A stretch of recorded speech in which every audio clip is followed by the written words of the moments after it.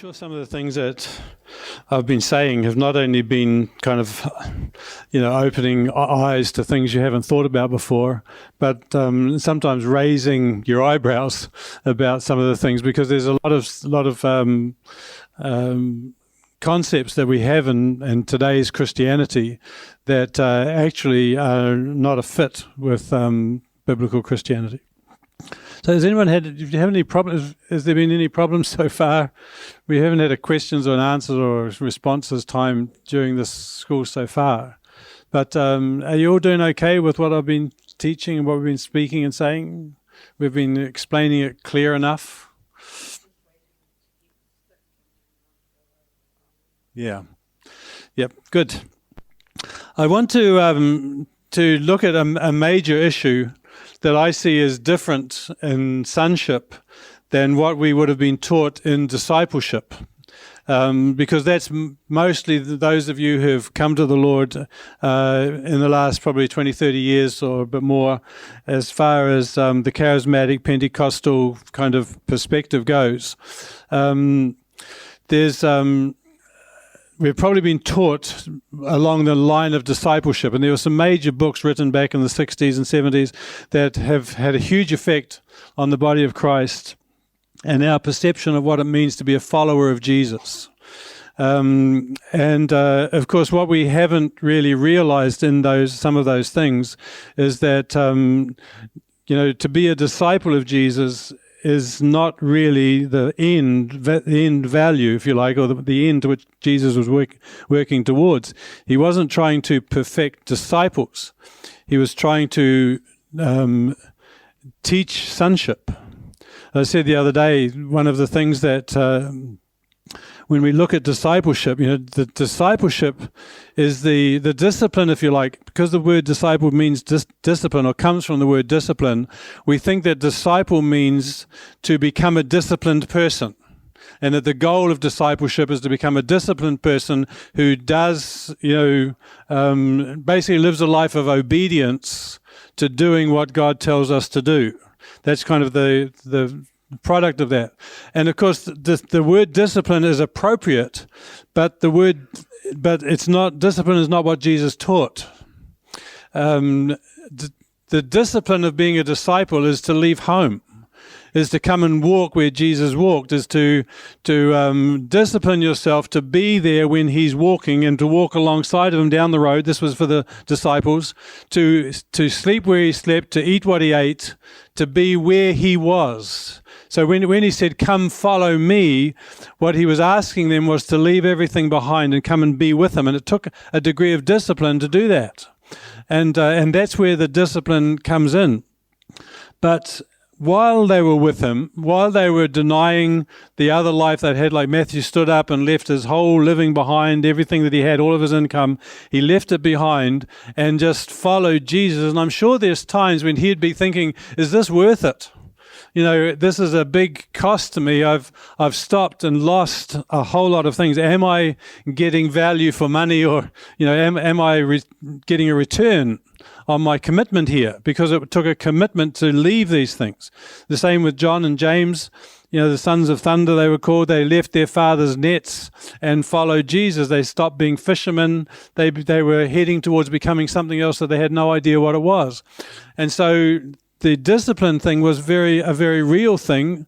This is going to cost you to come and be with me, Jesus was saying. But when he was with them, he didn't teach discipline. He taught them by them watching him. Come and learn from me, he said. By watching him, they came to learn how to live life the way he lived it, and how to think the way he thought, and to do the things he did. That was what they learnt. And so their learning was to learn sonship, not to learn to be a disciplined person. The Old Testament is focused on being disciplined. Here's the law, do it. Don't deviate from the left to the right. This book of the law, he said to Joshua, shall not depart out of your mouth. You shall not deviate to the right or the left. And if you will continue to do all of the things written in this, then I will be with you, and I will bless you, and I will, fulfill something in your life, it's saying. And so the discipline thing is an Old Testament thing. Here's the law. Discipline yourself to do these things and discipline yourself not to do these other things. And so discipline is the word of the Old Testament. And so because of that, teaching as far as being a disciple goes, the key word to go with that is obey. I remember years ago, we were pastoring a church in Auckland, Denise and I, and at one stage we took on another pastor who was an experienced man that we knew well. And we took him and his wife on to help us in the ministry. And it was the mix of our two ministries was great. But I remember one particular, we used to, he'd speak one Sunday morning, I'd speak the next generally, and so we would do this thing. And I remember one particular Sunday morning, it was his turn to speak, and so he preached his message, and I took communion after it. And so after he had spoken, it was normally like a 40 minutes kind of preaching time we had. And after he'd preached one morning, I went up to take communion and just talking and took communion. And as I was taking communion, I was just aware that he was, something was going on with him. And I didn't know what it was. And so afterwards, when the service was over and most of the people had gone, there's 300 or 400 people used to come, he came over to me and he was very angry. And he said, "How did you do that?" And I said, "I don't, what do you mean, how did I do that?" And he said, "The moment you stood up to take communion, turned around, he said, you had everybody's hearts in your hand." He said, "How did you do that?" And it was the beginning of a jealousy that began to occur. Another Sunday, it was my turn to speak. I think it might have been the next one. And before I woke up in the morning, and I felt the Lord put something into my heart that I'd never seen before. And, it was very exciting to me. You've got to realize I was not brought up in a Christian family. I had no Christian understanding whatsoever until I was 22, or just before I was 22, 2 months. And so I have not been steeped and established in a lot of Christian traditional things. And so I saw this, and so when I got up to speak that morning, I spoke on it, and my subject was, God is not after our obedience. And you see, what I was seeing was, he does not want to live. He doesn't see, obedience is only relevant as a word to you. Be obedient. It's only a relevant command. Be obedient if you don't want to do what's being asked of you. If you want to do it, it's not obedience, right? It's only a necessary thing to say be obedient if it's not in your heart to do what's being asked. And so in the final end, he does not want obedience from us. You imagine that heaven turns into an army, what's it called? The first camp you go into when you go into the army, a boot camp. It's is eternity full of a boot camp where God gives commands every day to everybody and you all go and do that. That's not what he's after.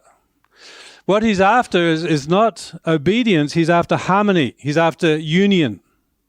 And he's after oneness in us, so that when he says, "I want you to do this," everything in us says, I so want to do that. It's not obedience. It's like, if that's on your heart to do, see, I want to do it too, because I love who you are and what you are, and I love being a part of what is in your heart to do. I'm so molded to like what you like that when you say, "Do this," I can't wait. Because I've been desiring to do that anyway. And so he's wanting a union in us where we are one with him. Anyway, it's the beginning of the end of our relationship with this man, because at lunchtime, we'd arranged to be together at lunchtime, and at the lunchtime, he got me aside and he just told me off. He said, "That's absolutely anti-Christian." Christianity is about obey. You've got to obey. Christianity is hearing what God's telling you to do and doing it no matter what the cost. You've got to obey. You have to, you must. You have to do what God tells you to do. There's no option. You must obey. Obedience is the big word of Christianity for him. So it wasn't long before that working relationship wasn't working. But you see, that's, as we come into the love of God, see what begins to happen to us is, and when I say the love of God for us, as we come into his love for us, it changes us to be like him. And we begin to love what he loves.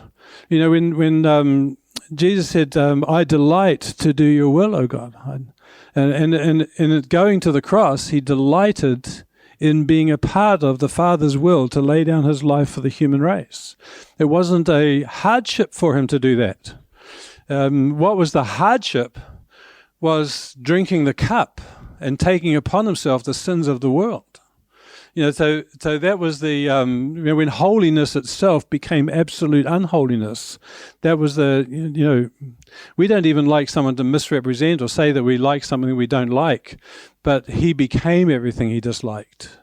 And so there's a huge cost to Jesus for that, but he delighted to do it because of the joy set before him, which is our joy, the establishment of the body of Christ, the beginning of mankind in eternity.